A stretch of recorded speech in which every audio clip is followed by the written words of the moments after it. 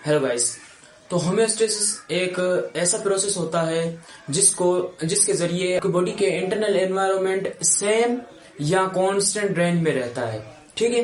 तो अब ये होम्योस्टेसिस का प्रोसेस कैसे परफॉर्म हो रहा होता है और कैसे कंट्रोल हो रहा होता है, ये हो रहा होता है, ये आज के इस लेक्चर में हम कवर करेंगे। आज इस चीज का होम्योस्टेसिस कंट्रोल भी कहा जाता है। यह लेक्चर है होम्योस्टेसिस कंट्रोल। होम्योस्टेसिस कंट्रोल जो है नेगेटिव फीडबैक से कंट्रोल हो रहा होता है। ठीक है। और अब नेगेटिव फीडबैक क्या होता है? नेगेटिव फीड जैसे it is a process in which the same parameter और reverse back to normal set point. अब एक ऐसा प्रोसेस होता है जो कि मतलब किसी भी चेंज को सेम यहाँ पे पैरामीटर जो है ये इंटरनल एनवायरनमेंट को शो कर रहा है पैरामीटर। ठीक है।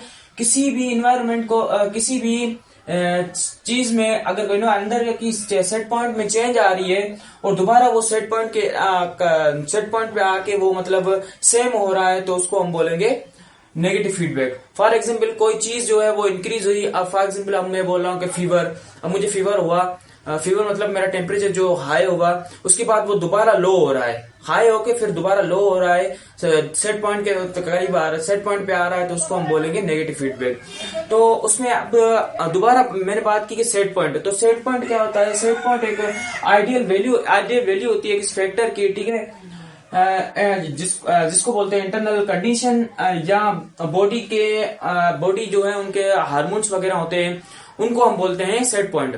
सेट पॉइंट एक ऐसी पॉइंट होती है जिसपे मतलब बॉडी की ऑप्टिमम होता है, बॉडी में नॉर्मल होती है या कांस्टेंट होती है। जैसे कि हमारा फीवर होगा 37 जो है उसकी वो सेट पॉइंट पे आके रुकता है, 37 है उसका सेंटीग्रेड में आता है टेम्परेचर, तो वो मतलब एक नॉर्मल टेम्परेचर है, वो सेट पॉइंट है उनकी टेम्परेचर की।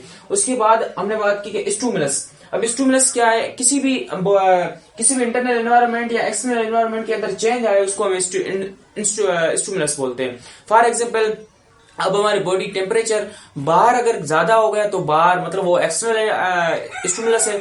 अगर बॉडी के अंदर टेम्परेचर ज्यादा हो गया तो मतलब वो इंटरनल स्टिमुलस है। अब इंटरनल कैसे होगा? फॉर एग्जांपल हमें हमारे बॉडी के अंदर कोई बैक्टीरिया वगैरह चले गए तो हमारी जो बॉडी है उनके रिवर्स में क्या करेगी कि टेम्परेचर हमारा इंक्रीज करती जाएगी।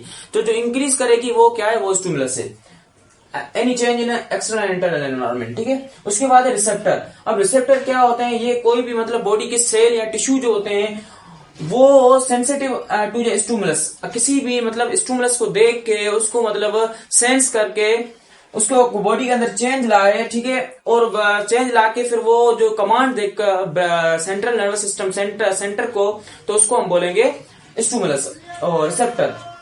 फॉर एग्जाम्पल अब मैंने कोई मतलब हम गर्म चीज है मैंने उसको छुआ तो मैंने जैसे ही उसको हम इनको रिवर्स पढ़ लेते हैं थोड़ा ऊपर ऊपर से, तो किसका होम्योस्टेटिक कंट्रोल ये क्या होता है? Homeostatic control, homeostasis control by negative feedback system.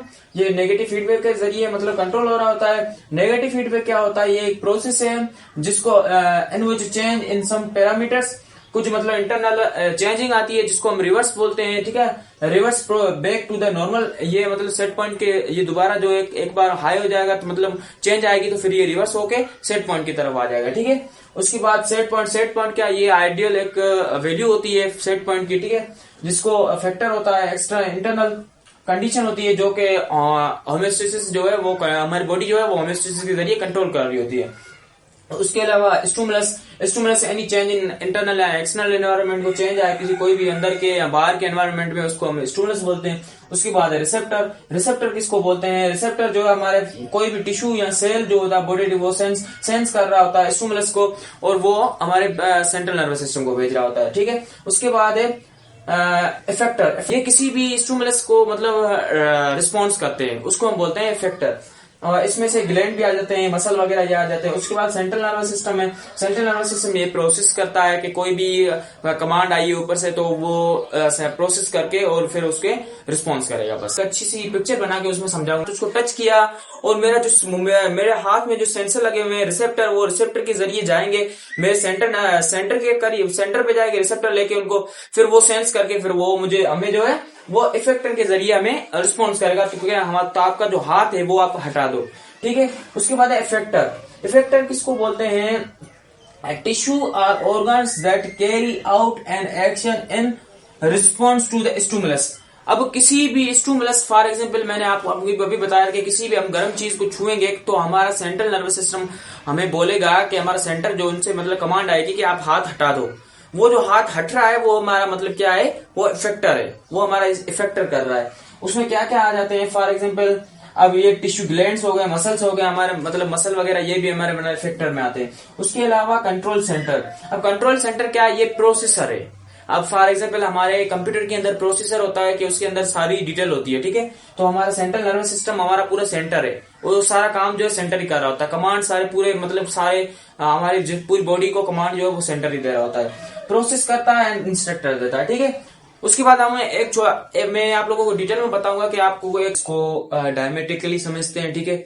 तो जो नॉर्मल कंडीशन या सेट पॉइंट है उनको हमने समझ लिया है कि सेट पॉइंट किसको बोलते हैं, एक बॉडी का ऑप्टिमम सेट पॉइंट होता है। उससे अगर ये यहाँ पे दो स्टिमुलस होते हैं, ठीक है। एक स्टिमुलस होता है वो राइज करता है, ठीक है, about the normal set point, normal का अबाउट द नॉर्मल या सेट पॉइंट। तो स्टिमुलस जो है वो राइज कर जाता है, ठीक है। स्टिमुलस डिटेक्ट करता है, फिर वो जो स्टिमुलेट को डिटेक्ट करता है वो रिसेप्टर करता है, फिर रिसेप्टर के पास जाता है, फिर वो क्या करता है, स्टिमुलस को डिटेक्ट करता है, डिटेक्ट करके फिर सेंट्रल नर्वस सिस्टम के सेंटर के मतलब सेंटर को सेंड करता है, और सेंटर जो है वो उसको प्रोसेस करता है कि जो ये स्टिमुलस आया ये किस चीज का आया हुआ है, ठीक है। उसके बाद जो है वो सेंटर जो है वो दोबारा इफेक्टर को भेजता है, इफेक्टर जो है वो करेक्टिव मैकेनिज्म करेक्ट उसके अगेंस्ट जो है फिर वो रिस्पॉन्स करता है। फिर जो चेंज हुआ था अब सेट पॉइंट में जो चेंज आया था, फॉर एग्जाम्पल इंक्रीज हुआ था यहाँ पे, तो वो जो है दोबारा क्या आता है, सेट पॉइंट के करीब आ जाएगा, वो डिक्रीज हो जाएगा, ठीक है।